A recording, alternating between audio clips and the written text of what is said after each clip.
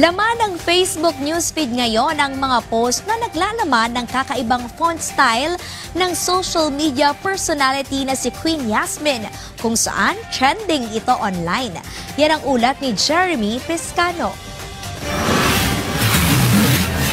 Patok na patok ngayon online ang bagong labas na font style at template ng isang app. Ang tampo kasi dito ang sikat na social media personality na si Queen Yasmin. Patok kasi sa kiliti ng masa ang tawag sa font style niya na tinatawag na all-purpose queen na nangangahulugang pwede itong magamit sa anuman. Kung saan, pwedeng magamit ng mga visual elements sa mga advertisement, branding, social media posts, at marami pang iba.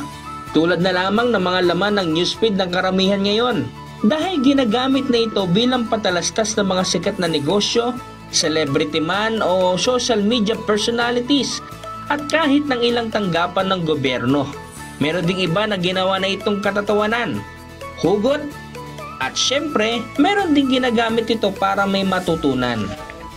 Bukod sa font style, kasama na rin ang mga Queemojis at stock photos na tinatawag na Queen of Signs. Matatandaan kilala si Queen Yasmin sa mga funny memes online tulad ng sinabi niyang esophagus, pati na rin ang spoken word poetry nito. At syempre, ang kanyang hindi mawawalang iconic peace sign. Dahil dyan, hindi tayo magpapahuli sa ating programa sa nauuso pong ito. Ang Ulat Bayan Weekend. Jeremy Piscano para sa Pambansang TV sa Bagong Pilipinas.